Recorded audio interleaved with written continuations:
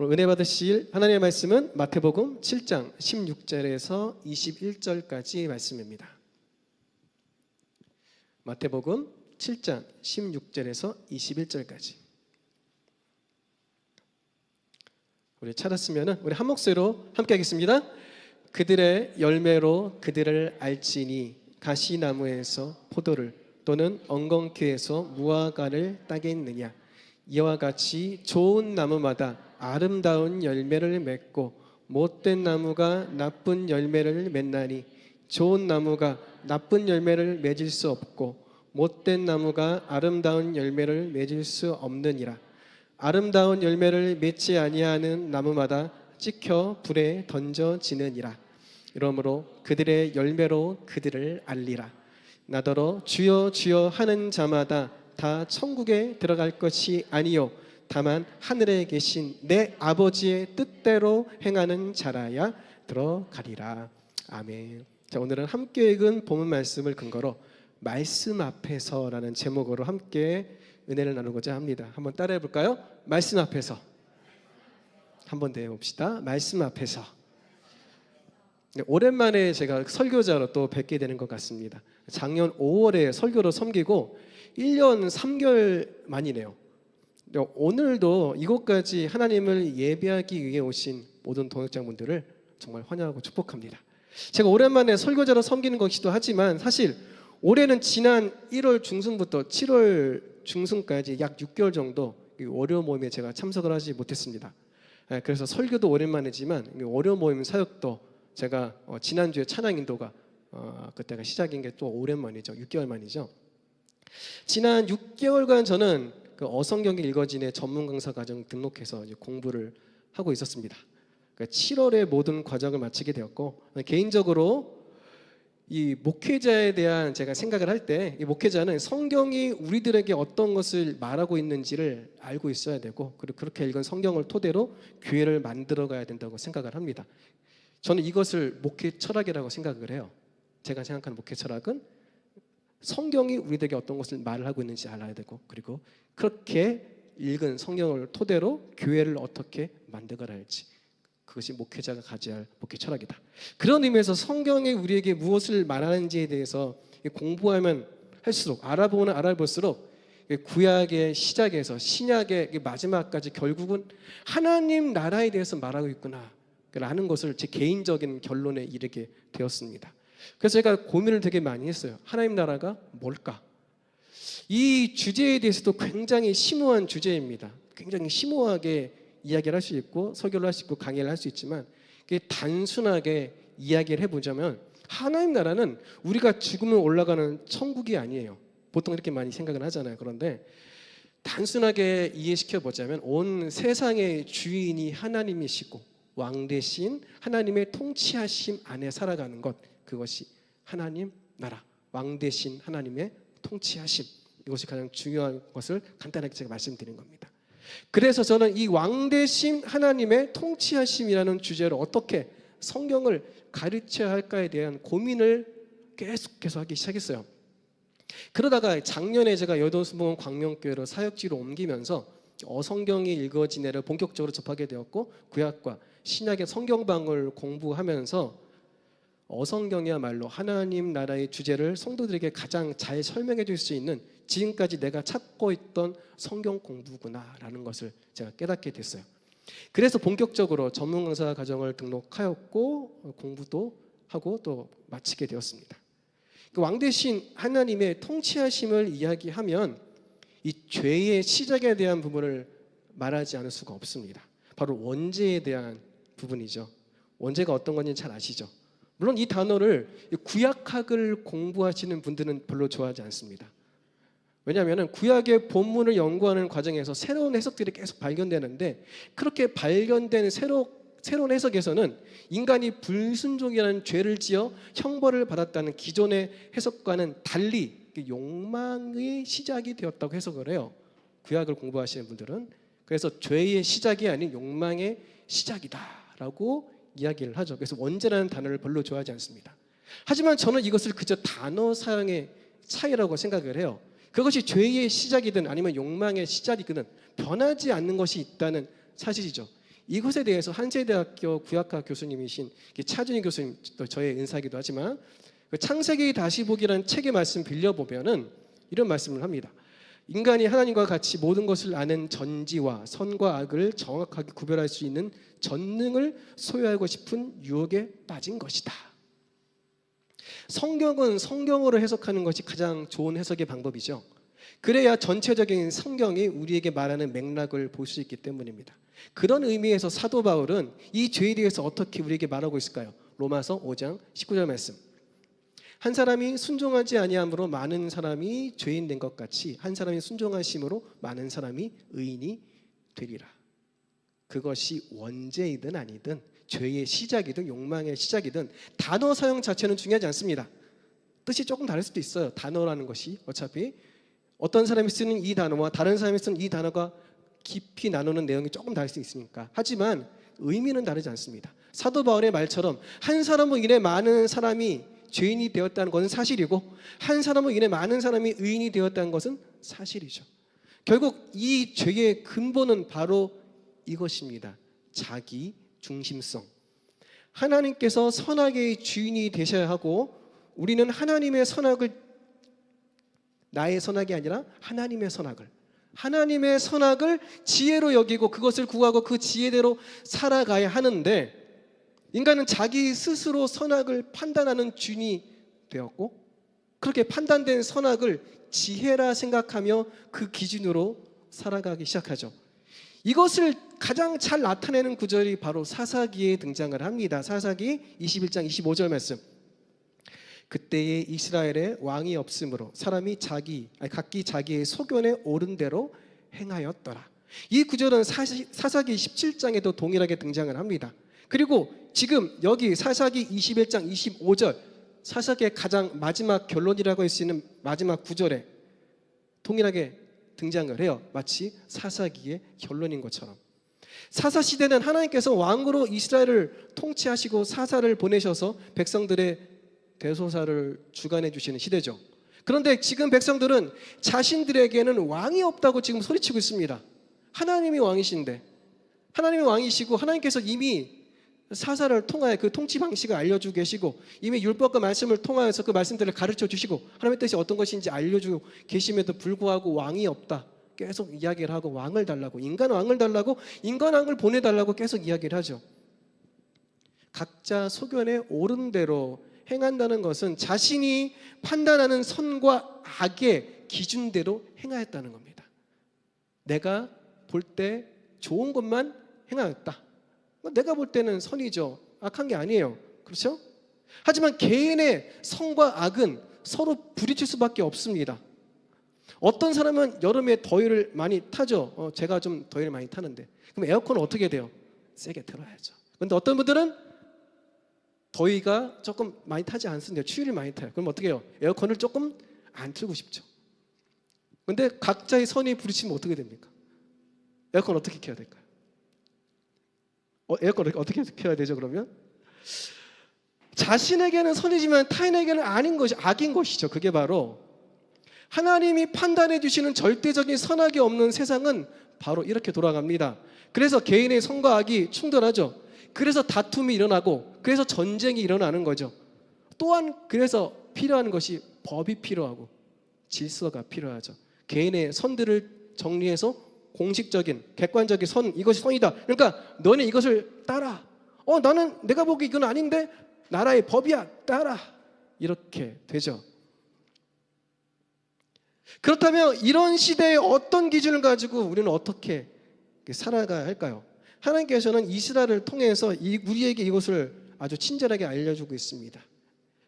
구약과 신약 성경을 보면 하나님은 종종 자신을 농부의 비유를 하십니다. 그래서 좋은 나무를 심어 좋은 열매를 기대하는 농부의 모습으로 등장을 하시죠. 여기서 제가 여러분께 질문을 한 가지 한번 해보겠습니다. 하나님께서 직접 최고 상품의 나무를 택하셔서 아주 좋은 땅에 심으시고 나무가 잘 자라도록 모든 조건을 완벽하게 갖춘 포도원이 있다면 그 포도원의 포도나무는 좋은 열매를 맺을까요? 아니면 나쁜 열매를 맺을까요? 어떨 것 같아요? 누구한테 좀 지명해서 물어봐도 될까요? 하늘이? 좋은 열매. 그렇지, 보통 그렇게 생각하죠. 우리 전도사님은 어떻게 생각하세요? 좋은 열매. 지영 간사님은 좋은 열매. 지영 간사님은 그렇죠. 보통 그렇게 생각하죠. 박수진 전도사님은 어떻게 생각하세요? 좋은 열매. 감사합니다. 저와 같이 여의도 순복음 광명교회 저희 전문 강사도 같이 하셨습니다. 그 과정도 같이 하셨는데, 네, 어떤 열매를 맺을까? 이사야 5장을 잠깐 볼까요? 이사야 5장 2절에서 4절 말씀. 이사야 5장 2절에서 4절 말씀 함께 읽겠습니다. 땅을 파서 돌을 제하고 극상품 포도나무를 심었도다. 그 중에 망대를 세웠고 또 그 안에 술틀을 팠도다. 좋은 포도 열매길 바랐더니 들포도를 맺었도다. 예루살렘 주민과 유다 사람들아, 구하노니 이제 나와 내 포도원 사이에서 사리를 판단하라. 내가 내 포도원을 위하여 행한 것 외에 무엇을 더할 것이 있으랴. 내가 좋은 포도 맺기를 기다렸거늘 들포도를 맺음은 어찌 내민고. 하나님께서 지금 뭐라고 하시나요? 이사야를 통하여서 내가 그렇게 좋은 극상품의 포도나무를 구해가지고 아주 좋은 땅에 심었고 내가 정말 이것보다 더 잘할 수 없을 정도 잘해줬는데 왜 내가 좋은 포도 열매를 맺기를 바랐더니 들포도 열매를 맺었니? 농부가 하나님이 아니라 인간이었어도 얼마나 낙심되고 실망된 순간이었겠습니까? 내가 최선을 다해 노력했는데 그 결과를 보지 못하면 안타깝잖아요. 그렇죠. 근데 반드시 입력값 대비 출력값이 100% 좋은 것일 수밖에 없는 환경인데도 불구하고 그것이 출력이 아주 안 좋은 것만 나왔어. 지금 하나님께서 인간이 한 것도 아니고 하나님이 직접 하셨는데도 그렇다고 나오고 있습니다. 그렇다면 이렇게 하나님께 실망만 남겨드린 나무는 누굴까요? 이사야 5장 7절 말씀 함께 읽겠습니다. 무릇 만군의 여호와의 포도원은 이스라엘 족속이요 그가 기뻐하시는 나무는 유다 사람이라. 그들에게 정의를 바라셨더니 도리어 포악이요 그들에게 공의를 바라셨더니 도리어 부르짖음이었도다. 이 나무의 주인공은 바로 이스라엘이었습니다. 하나님께서는 이스라엘 백성들과 교제하기를 원하셨고 그들의 예배를 받기를 원하셨고 이스라엘 백성들이 하나님만을 사랑하기를, 그 누구에게도 그 사랑을 뺏기지 않기를 하나님께서 원하셨죠. 그것이 하나님께서 원하셨던 좋은 열매였습니다. 하지만 이들은 가나안 땅에 들어가자 하나님과 우상을 겸하여서 섬기기 시작합니다. 그리고 점차 하나님의 길에서 벗어난 삶을 살기 시작합니다. 하나님이 아닌 자기 자신들이 삶의 중심이 되었기 때문이죠. 급기야는 하나님을 왕의 자리에서 내려오게 합니다. 사무엘상 8장 4절에 7절 함께 읽겠습니다. 이스라엘 모든 장로가 모여 라마에 있는 사무엘에게 나아가서 그에게 이르되 보소서 당신은 늙고 당신의 아들들은 당신의 행위를 따르지 아니하니 모든 나라와 같이 우리에게 왕을 세워 우리를 다스리게 하소서 한지라. 우리에게 왕을 주어 우리를 다스리게 하라 했을 때에 사무엘이 그것을 기뻐하지 아니하여 여호와께 기도하며 여호와께서 사무엘에게 이르시되 백성이 내게 한 말을 다 들으라. 이는 그들이 너를 버림이 아니요 나를 버려 자기들의 왕이 되지 못하게 함이니라. 이렇게 하나님을 왕의 자리에서 이스라엘은 쫓아냅니다. 그리고 이것이 가장 심하게 될 때가 바로 남북이 분열된 이후에 북이스라엘 아합 왕에 이르러서는 아예 국교를 이방 종교로 바꿔버리죠. 하나님의 존재가 나라에서 공식적으로 지워집니다. 좋은 나무였던 이스라엘을 심으셨지만 하나님께서는 그토록 얻기 원하셨던 좋은 열매를 결국 얻지 못하게 되는 결론에 이르게 되죠. 그래서 하나님께서는 어떻게 하죠? 이스라엘이라는 나무를 통해 좋은 열매를 얻는 것을 포기하십니다. 결국 자신의 선악을 따라 하나님을 배반하는 길로 가고 오직 자기 자신만을 위해 살아가기 때문이에요. 인간을 나무로 심으면. 세상에서 믿지 않는 사람들의 모습이 바로 이런 모습이죠. 자기 스스로 나무가 되어서 나라는 나무가 얼마나 크게 자라고 있는지, 내 가지에 있는 이파리가 얼마나 화려하게 뻗쳐져 있는지, 내 인생이 얼마나 다른 사람보다 비교해서 훌륭한 삶을 살고 있는지 열심히 자랑을 하죠. SNS에서. 그래서 하나님께서는 예수님을 어떻게 하시죠? 우리 인간을 대신해서 참 포도나무로 보내시게 됩니다. 요한복음 15장 1절 말씀 함께 읽어볼까요? 나는 참 포도나무요 내 아버지는 농부라. 인간을, 이스라엘을 포도나무로 심는 것을 포기하시고 예수님께서 직접 포도나무로 오셨습니다. 예수님께서 이 땅에 오신 이유가 바로 여기에 있죠. 참 포도나무로 오셔서 우리가 좋은 열매를 맺게 하시기 위함이에요. 그전에는 구약에서는 우리가 나무였다면 나무는 이제 포기하셨어. 너희가 나무가 되면 안 될 것 같다. 이제 너희가 나무가 되면 스스로 교만하고 스스로 높여가지고 결국은 나를 버린다. 그래서 어떻게 하시죠? 예수님을 나무로 보내시죠. 예수님께서는 앞으로 우리가 어떻게 살아가야 좋은 열매를 얻을 수 있을지에 대해서 그래서 알려주십니다. 요한복음 15장 4절에서 5절 말씀 함께 읽어볼까요? 내 안에 거하라 나도 너희 안에 거하리라. 가지가 포도나무에 붙어있지 아니하면 스스로 열매를 맺을 수 없음 같이 너희도 내 안에 있지 아니하면 그러하리라. 나는 포도나무요 너희는 가지라. 그가 내 안에 내가 그 안에 거하면 사람이 열매를 많이 맺나니 나를 떠나서는 너희가 아무것도 할 수 없음이라. 많이 들어본 말씀이죠. 예수님께서는 우리가 스스로의 선악으로 살아가는 독립적인 생명인 나무로 살아가지 말고 나무 대신 예수님께 붙어있는 뭐가 되라고 말씀하시죠? 가지가 되라. 가지가 되라. 그런데 우리의 몸속에는 뭐가 흐르고 있어요? 하나님의 선악을 따르지 않고 나의 선악대로 살고 싶은 원죄라고 쓰면 좀 그렇죠. 죄성이라고 표현을 할게요. 기존에 쓰던 단어는 원죄, 그리고 죄성. 그 죄성이 있어요. 그래서 참 포도나무와는 종자가 아예 다른 존재예요. 이렇게 종자가 다른 가지인 우리가 어떻게 참 포도나무이신 예수님께 붙어 있을 수 있을까요? 로마서 11장 17절에서 18절 말씀 이것도 함께 읽어볼까요?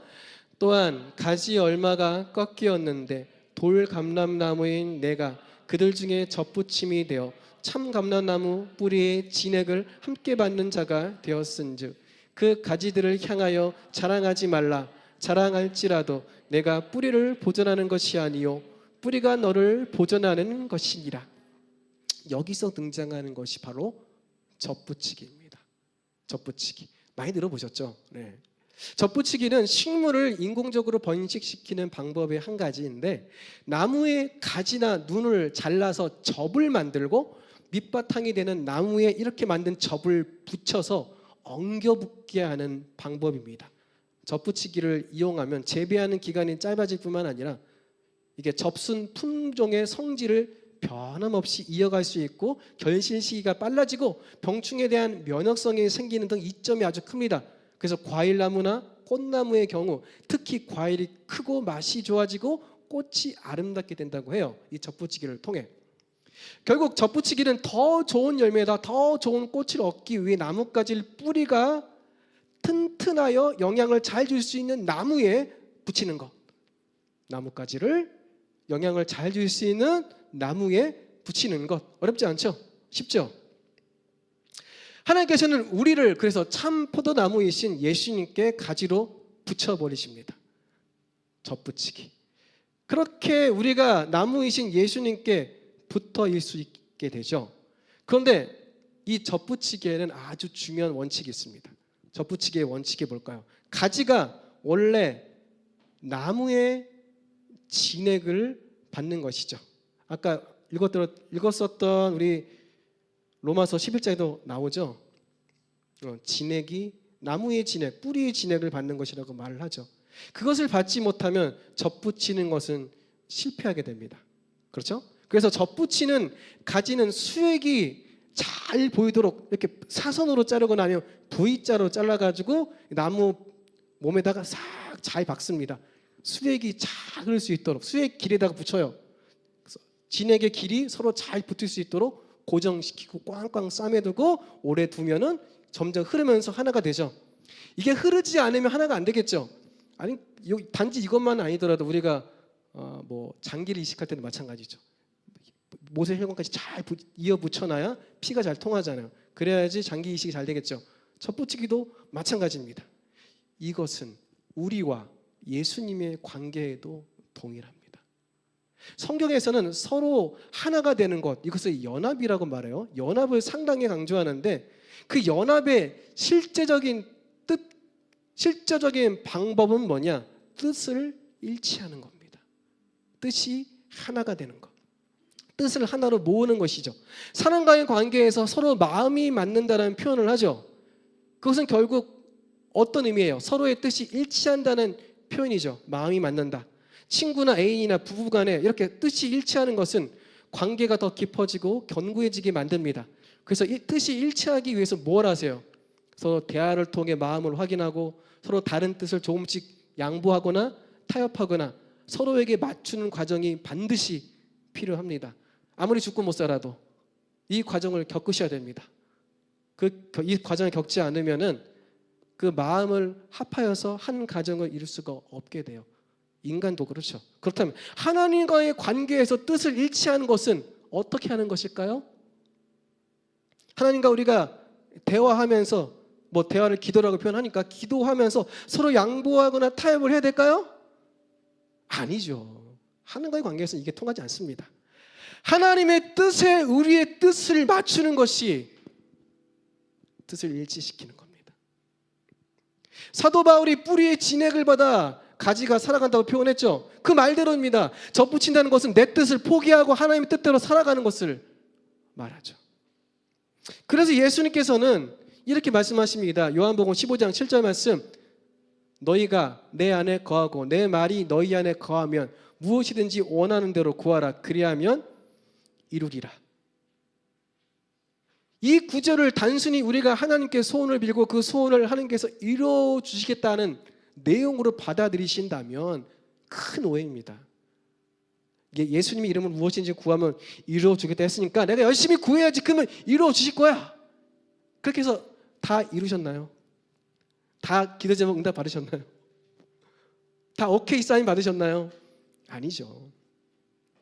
하나님의 뜻이 내 뜻이 되고 내 뜻이 하나님의 뜻이 되는 삶을 살아갈 때에 그때가 되어야 비로소 구하는 모든 것이 이루어질 수 있다. 뭐예요 그게? 내가 기도하는 것이 곧 하나님이 원하시는 것이고 내가 원하는 것이 곧 하나님이 원하시는 것이고 이렇게 되기가 얼마나 어려울까요? 이렇게 하나님의 뜻에 내 뜻을 일치시키는 삶을 계속해서 살아가게 될 때 내가 하나님의 뜻을 다 자연스럽게 알게 되고 받아들이게 되고 내 마음에 자연히 품게 되어서 내가 기도하는 모든 것이 결국은 하나님의 뜻을 기도하는 것이다.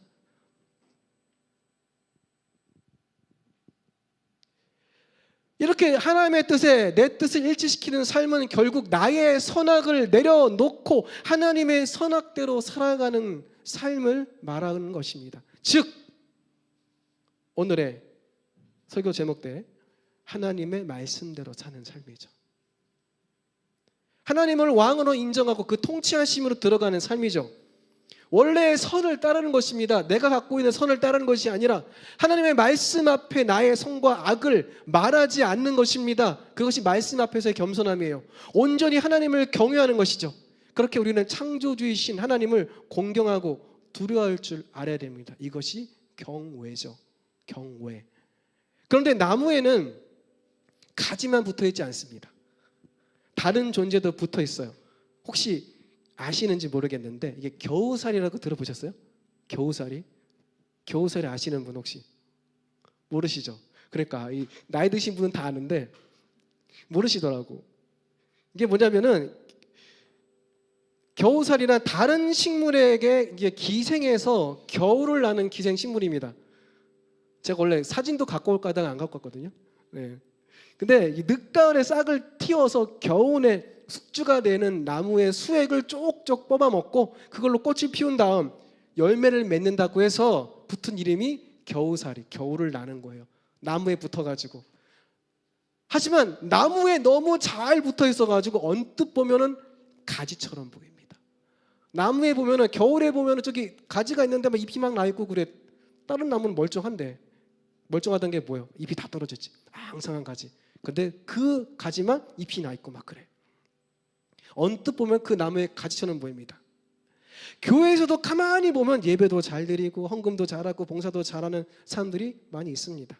겉보기에는 정말 신실한 그리스도인이죠. 그런데 하나님의 뜻보다는 내 뜻과 내 삶의 가치관이 더 중요하고, 성경에서 말하는 성도의 삶보다는 세상에서 보여지는 내 모습이 더 중요하고, 하나님을 단지 자신의 소원을 이루어주는 램프의 지니처럼 주님, 때가 되었습니다. 나오시지요. 제 기도를 응답해 주시지요.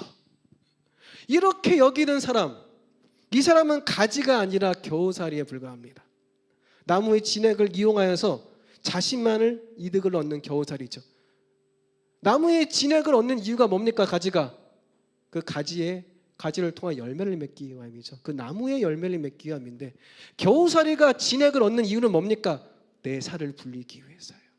하나님을 믿고 기도하는 이유가 뭡니까? 내 삶을 윤택하게 하기 위해서 겨우살이라니까요. 그게 바로 하나님 앞에 내가 하나님의 뜻대로, 하나님의 말씀대로, 하나님께 주신 내 사명대로 하나님의 맡기신 그 열매들을 맺는 삶이 가지로서의 삶이겠죠. 여러분은 참 포도나무이신 예수님께 가지로 붙어 있습니까? 아니면 겨우살이로 붙어 있습니까? 내가 가지냐 겨우살이냐를 알 수 있는 방법은 내가 하나님의 말씀에 어떻게 반응하는지를 보면 알 수 있습니다.